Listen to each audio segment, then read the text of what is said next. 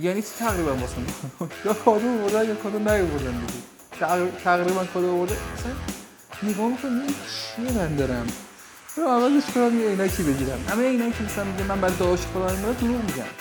سرگیجه تو من خوب میکنم. سلام، امیدوارم حالتون خوب باشه. من امیرحسین قیاسی ام و اینجا تعاطو عیدتون مبارک. عیدتون مبارک. شب این عید نیست الان، نه عید هست. شما هر روزی که توش تعاطو ببینید عیده. پس عیدتون مبارک. در این قسمت تعاطو ما میخوایم بریم سراغ آگهی‌های بخش زیورآلات و اکسسوری‌های دیوار. با هم دیگه بررسیشون کنیم. خیلی آگهی جالبی داره، با ما همراه باشید.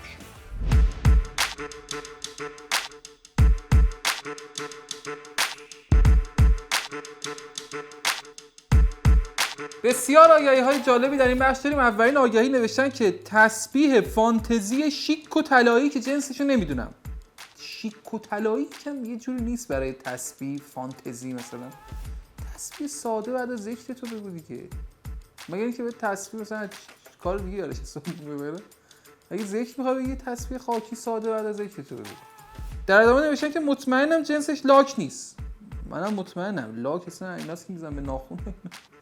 نمیشه باش تسبیح ساخت. بعد نوشتن که از نظر وزنی سنگینه، تقریبا واسم کادو آوردن. یعنی چی تقریبا واسم؟ یا کادو آوردن یا کادو نیاوردن دیگه. تقریبا کادو آوردن. مثلا ببین حدودی میشه گفت کادو آوردن برام. یه جور مثلا نصف پولشو گرفته. یعنی تقریبا کادو بوده دیگه. نوشته سنگ قیمتی 11000 تومان. خب اولا که این خب یعنی قیمتی نیست. یعنی سنگ شما 11000 تومان یعنی ارزونه دیگه. سنگایی که کنار رودخونه هم 15000 تومانه.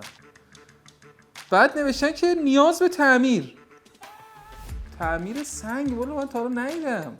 یعنی مثلا من ندیدم جای مغازه‌ای جایی باشه مثلا تعمیراتی سنگ. و ببرید چی بگی مثلا این سنگ ما خوب پرت نمیشه. چی اصلا این سنگ شبیه سنگ کلیه است؟ من نمیدونم. 11000 تومان خیلی دوستم بخرمش. الان پیام میدم بهش. ساعت رادیوی اصلی ضد خش 3 میلیون تومان. نوشته ساعت رادیوی اصلی مارک کره‌ای ضد خش و ضد آب است. ضد خش و ضد آب هم اشتباه نوشته. ببین دوست عزیز شما کلا سرتو کلاه گذاشتید. یعنی از مدرسه سرتو کلاه گذاشتن چون زد رو دیگه آدم درست می‌نویسه. جفت زد دارم اشتباه نوشتی. فقط آبو درست نوشتی توی این جمله. بعد در ادامه هم ساعت رادیو کلا سوئیسیه. یعنی شما نوشتی ساعت رادیو کره‌ای است. نداری مثلا چه چیزی نیست. یعنی کره‌ای اصل باشه هم فیکه. یعنی تو خود کره تولید شده باشه باز فیک رادیو سوئیسه. یعنی باز اصل نیست. آویز مالاکیت قلبی نوشته سنگ ماه اردیبهشت. خب الان دیگه فصلش گذشته. یعنی الان دیگه نمیتونیم استفاده کنیم. در ادامه نوشتن که باعث کاهش سرگیجه میشه. ببین خیلی تخصصی روی این سنگ داره چیز میشه، مانور داده میشه. یعنی سنگه مثلا خیلی کلی رفتار نمیکنه. یه چیزو میگیره نقطه زنی میکنه. سرگیجه رو من خوب میکنم به عنوان یه سنگ. خیلی هم کوچولوئه. فکر کنم مثلا هر 8 ساعت با یه دونه این سنگا بخوری. سرگیجه‌ت بعد توش قرص انداختن. توش قرص سرگیجه است میخوری ردی. زنجیر طلای مردانه کم وزن 12345 تومان. چرا این کارو میکنید؟ این قیمت چی میذارید؟ همینجوری نوشته 1 2 3 4 5. خب قیمت درست بذارید. بعد نوشته که 100 تومان بالای فاکتور به فروش میرسد. یعنی 100 تومان از فاکتور گرونتر میدن. بعد آخرش نوشته که پیام ندهید. لطفاً. اکو داره صداش؟ باشه نمیدهید. ما این ازت نمیخریم.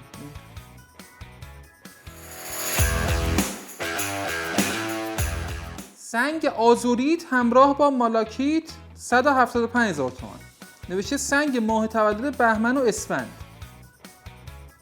مگه اینجوری نبود که هر ماهی یه سری ویژگی ها و فلان و یه سنگای جدایی داشتن و اینا دیگه؟ مثلا میخوای مشتری جذب کنی 2 ماه با هم نوشتی ها. سنگ ماه تولد 6 ماه دوم سال کلا به همتون میخوره، فهم نمیکنه. بعد نوشتن که نوشته توسعه روانبینی، مهارت‌ها و توانایی‌های روانبینی کمک می‌کنند. خلاقیت را افزایش می‌دهد. به ایجاد اعتماد به نفس کمک می‌کند. اگه این کار رو می‌کنه که اصلا این باید ساعتی 300 تومان پول تراپی بگیره از آدم. 175,000 تومان می‌فروشی. این روان درمانگر کاملا. خیلی کارش درسته. در پایان نوشته پاکسازی سموم بدن، سموم محیطی و سمومی که در داروها وجود دارد. یعنی یه دونه سنگ سموم بدن رو میکشه، سموم محیط رو میکشه، سموم دارو رو هم میکشه. دارو مگه اصلا سم داره توش؟ دارو خودش مخالف سمه، میخوری که خوب شی. چتونه واقعا؟ میدم آقا 175 میدم اینقدر، ولی دیگه چیز نکن بار من. یک عدد انگشتر نقره با عیار 925 180,000 تومان. نوشته فروشنده میگفت این نگینش آمد داره. دیگه مثلا یه فلان چیز اومد داره. فروشنده هر چی گفت شما باور میکنید ها؟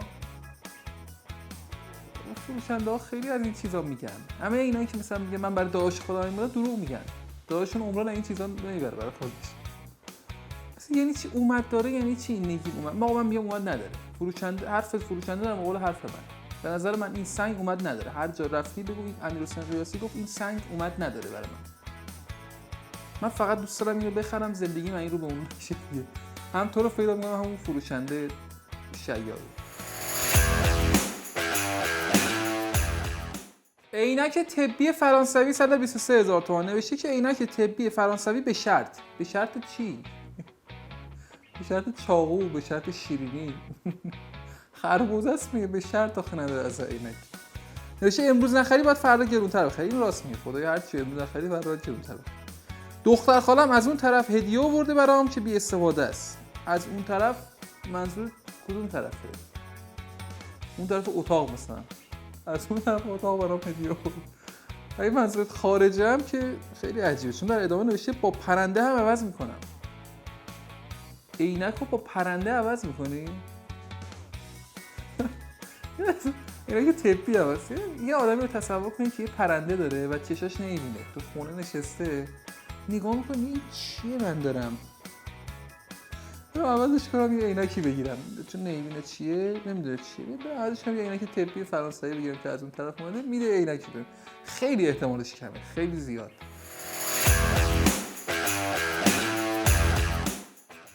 خب بخش اول آگهی‌های اکسسوری و زیورالات دیوار تموم شد. بخش دوم و سوم هم داره این قسمت. خیلی جالبه به نظرم آگهی‌هاش. با ما همراه باشید تا تعاطوی دیگر، یعنی تا درود دیگر بدرود، تا تعاطوی دیگر چی بگیم؟ خدا نگهدار.